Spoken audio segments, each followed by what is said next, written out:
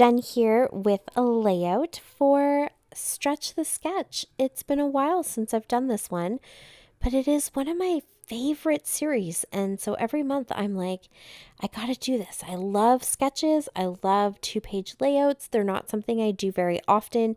They're kind of not in my comfort zone. So this is a series that definitely gets me out of that comfort zone.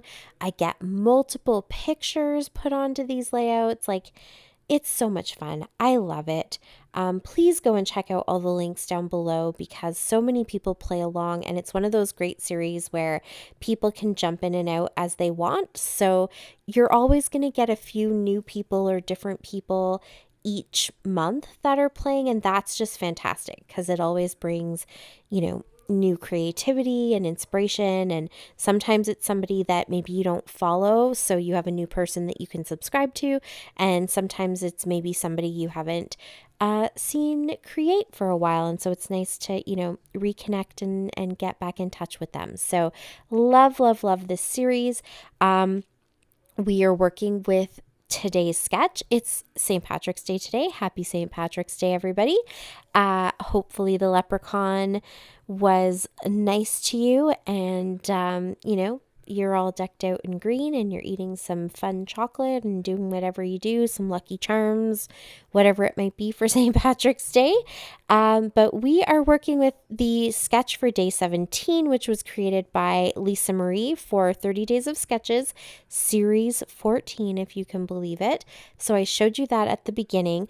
Lisa actually did a really fantastic job. She wrote down the exact measurements of all of the different layers that she put into her sketch. So if you want to go and follow along with this sketch and actually create it exactly the way that she has it drawn, hop into the group. Those links are also down below, the master playlist for 30 Days of Sketches, as well as the link for the group that you can join. You can post what you create, but you'll find all of the sketches there too if you just want to play along, and you'll be able to see other people posting their interpretations. So it's a great group to jump into and get lots of, ideas and stuff like that, tips and tricks and inspiration on playing around with these sketches. But I like that idea because it kind of blends using a sketch and also doing Tuesdays in the Attic, where we're following the scrap room, Jackie and I, and gives us measurements that we have to kind of take some papers and cut them down to those measurements and put a layout together. So this was a good blend of both of those, because she gave us the sketch and then also those measurements. Now, I always like to say when we're working with sketches, it is completely up to you how your finished project turns out. So don't feel like you have to be boxed into it. I really love the addition of the actual measurements, because for some people that's really what works best for them. They like to have that clear direction, and they like to know what they're looking at. And so I think it's really great that Lisa took that step and went ahead and did that, but you don't have to. So if you really enjoy this sketch and there's something specific that's sticking out to you, go ahead and work with the products you have and the feelings that you have. What is kind of the spark that you get from this sketch? That's what you work with. And so for me, instead of doing a 2-page layout, I'm actually shrinking this down. It's still 2 pages, but it's 2 small pages in my Smash book. And so looking at some of the measurements, I knew I probably wasn't going to be able to cut all of my papers to exactly those measurements. And then rather than trying to do some math and figure out, how to scale everything down appropriately, I just decided what I'm going to do is the general feeling of the sketch. I also had a lot more pictures I wanted to get thrown in there. And so I'm kind of working with the layers. I really like that very graphic, clean look of different layers. It's a fantastic way to get lots of patterns into a layout. And if you have a collection that you're working through, this is definitely a fantastic sketch to kind of blend some of the larger pieces you have. Maybe you still have some 12 by 12 pages, and then also some of those scraps that you might have, because she's got layers of all different sizes. So I think that that's really good. So that's what I'm going with, is just the idea of layering up some pattern paper. So that's what you see me doing here on that right hand side of my layout. I'm also going to put the title kind of in the same place, and very, very generally I'm adding some of the elements. So here I'm pulling out some of the manufacturer strips from 12, or sorry, not 12 by 12 papers, from 6 by 6 papers, and I'm going to use those to make the little strips of paper that she has up in that top left hand corner. I'm going to do that in the top left hand corner of the left page, and I'll make that a little embellishment cluster just like she has in her sketch. But I'm also going to bring some of those strips down to that bottom corner of the right hand side as well. So I'm taking lots of the elements. They just aren't all going to fall onto the page in quite the same way that Lisa has it designed on her sketch.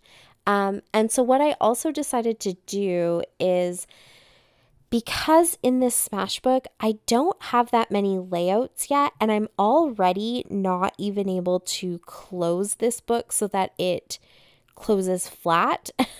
So I'm very acutely aware of how much dimension I'm adding in. So on that left hand side, I am not doing too much. I did some stamping and a little bit of kind of, smushed color, just to have a bit of a background on that side, but I'm using the paper that was in the book. I didn't cover it up with extra pattern paper or anything like that, so I'm not adding any dimension that way.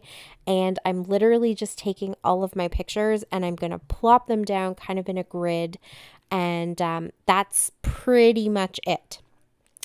So that's not really the same at all as what her sketch is, but that's where I am kind of trying to save some of the bulk that is inevitably going to happen with this album if I'm not careful about making as many flat layouts as possible. So yes, so that's what I'm doing on that left hand side, and that just gets a whole bunch of these pictures in place. And you can see me here kind of referencing the sketch because I wanted to count and make sure that at least I'm getting the same amount of pattern papers that she has, and that I'm kind of keeping that as a reference so that the general feeling of her sketch is conveyed in this particular layout. That's probably overthinking it more than you really have to. I know some people who just look at the sketch, kind of grasp it in their mind, and then create whatever they want to create with it. So if that's as much as you do, that's totally fine. I think personally, as a sketch creator, the fact that you've looked at something I've created and it's inspired an idea in you, that is more than I could ever ask for. Like, I would be totally touched and honored. I am every time I see a layout that you guys have created, inspired by a sketch. So even if it kind of looks nothing like the sketch, the fact that it inspired some sort of creative process in you, I think that that's fantastic, and that's all I'm looking for. And I think for most people, that's what, when they're creating the sketch, it's not necessarily that they want to see you replicate it exactly. It's that you looked at something that they did and it inspired creativity in you, and then you created something of your own. That's what we're going for. So honestly, if you're ever feeling like you look at sketches and you're overthinking it because you're trying to do exactly what you see created on that sketch, it's okay. Let loose, go with the flow, work with your products, and just see what happens. The inspiration is the biggest part. So I definitely took a lot of liberties on that left-hand side. I just really wanted to make sure it was nice and flat and not creating a ton of bulk. The other thing that I forgot to mention is that I am using a kit from my Build-A-Page. So I intended to pull out the last of the kits that I have. So I have 3 page kits left.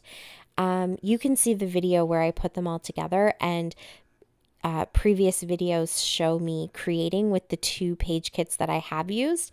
And I plan to use a third kit to create this.